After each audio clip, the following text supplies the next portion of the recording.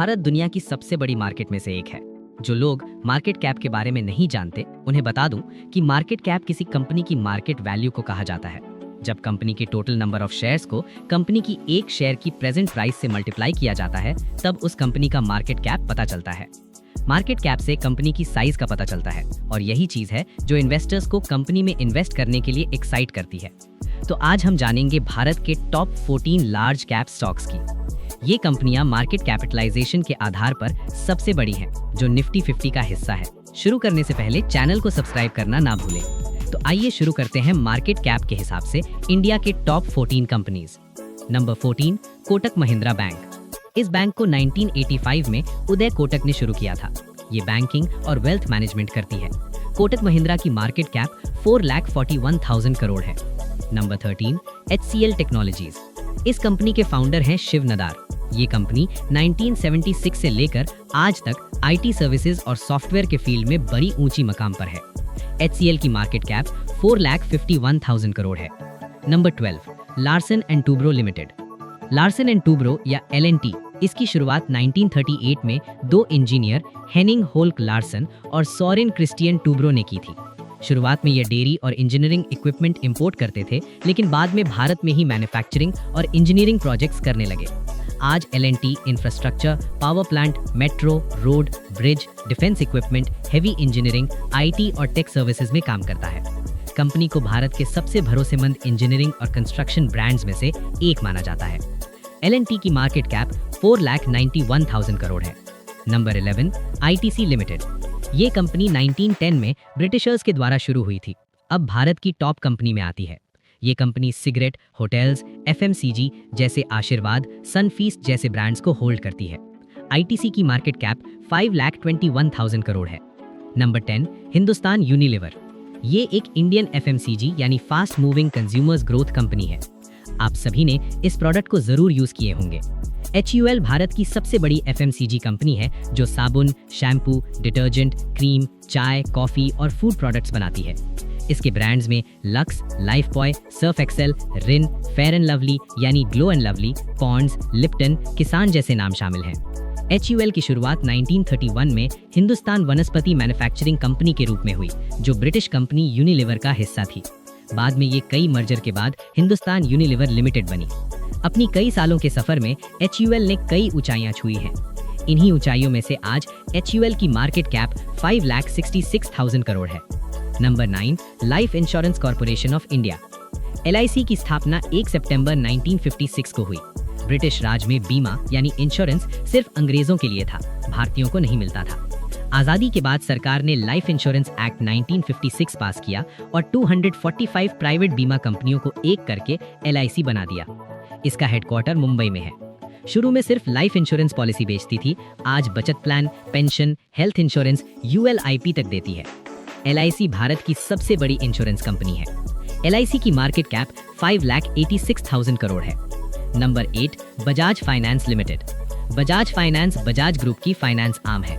इसकी शुरुआत 1987 में बजाज ऑटो फाइनेंस के रूप में हुई, जहां मुख्य काम 2 व्हीलर व्हीकल को फाइनेंस करना था।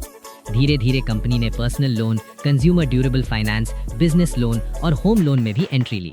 आज बजाज फाइनेंस भारत की सबसे तेजी से बढ़ती हुई NBFC यानी नॉन बैंकिंग फाइनेंशियल कंपनीज में से एक है, जो EMI, कार्ड, डिजिटल लेंडिंग और ऑनलाइन मार्केट प्लेस जैसी आधुनिक सर्विसेज भी देती है। इसका संबंध राहुल बजाज और बजाज परिवार से है, जो लंबे समय से इंडियन इंडस्ट्री में बड़े नाम रहे हैं। बजाज फाइनेंस की मार्केट कैप 5,88,000 करोड़ है। नंबर 7, इन्फोसिस। 1981 में NR नारायण मूर्ति और उनके 6 साथियों ने सिर्फ $250 से कंपनी की शुरुआत की। शुरू में ये कंपनी अमेरिकी क्लाइंट्स के लिए सॉफ्टवेयर डेवलपमेंट और कोडिंग का काम करती थी। आज इन्फोसिस एक ग्लोबल IT जायंट है, जो cloud, AI, digital transformation, consulting और बैंकिंग प्रोडक्ट जैसी सर्विसेज देती है। कंपनी कॉर्पोरेट गवर्नेंस और प्रोफेशनल मैनेजमेंट के लिए भी बहुत फेमस मानी जाती है। इन्फोसिस की मार्केट कैप 6,71,000 करोड़ है। Number 6, SBI state bank of India. SBI की जड़ें 1806 में बनी बैंक ऑफ कैलकाटा से जुड़ी हैं, जो बाद में बैंक ऑफ बंगाल और फिर इंपीरियल बैंक ऑफ इंडिया बना। 1955 में इसे नेशनलाइज करके स्टेट बैंक ऑफ इंडिया नाम दिया गया। आज SBI देश भर में लाखों ग्राहकों को सेविंग अकाउंट, लोन, सरकारी स्कीम्स, कृषि लोन, एसएमई फाइनेंस यानी स्मॉल एंड मीडियम एंटरप्राइजेस और इंटरनेशनल बैंकिंग सर्विसेज देता है। गांव से लेकर बड़े शहर तक एसबीआई की ब्रांच और एटीएम लगभग हर जगह दिखाई देते हैं, जिससे ये भारत की बैंकों का रीढ़ बन चुका है। एसबीआई की मार्केट कैप 7,21,000 करोड़ है। Number 5, ICICI bank. ICICI bank की शुरुआत 1955 में industrial credit and investment corporation of India के रूप में हुई, जिसे वर्ल्ड बैंक और भारत सरकार ने इंडस्ट्रियल डेवलपमेंट के लिए बनाया था। बाद में 1994 में आईसीआईसीआई बैंक के रूप में कमर्शियल बैंकिंग बिजनेस शुरू हुआ।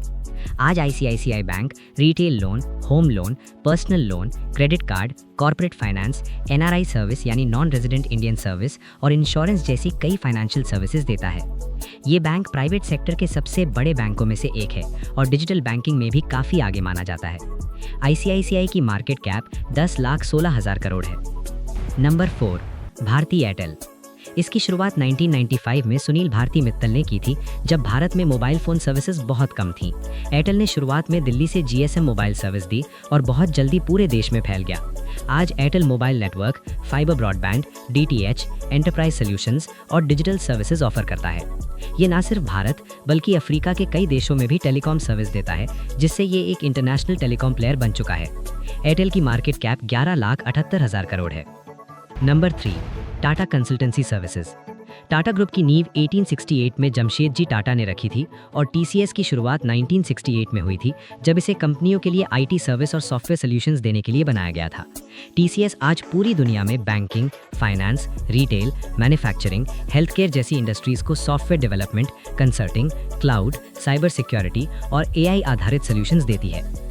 टाटा सन्स के चेयरमैन एन चंद्रशेखरन है और टीसीएस भारत की सबसे बड़ी आईटी सर्विस कंपनी मानी जाती है। टीसीएस की मार्केट कैप 12,23,000 करोड़ है। Number 2, HDFC bank. इसका फुल फॉर्म है housing development finance corporation. HDFC bank की जड़ें 1977 में बने एचडीएफसी लिमिटेड से जुड़ी हैं, जिसकी स्थापना एच.टी. पारेख ने हाउसिंग फाइनेंस के लिए की थी। बाद में 1994 में एचडीएफसी बैंक के रूप में एक प्राइवेट सेक्टर बैंक लॉन्च किया गया।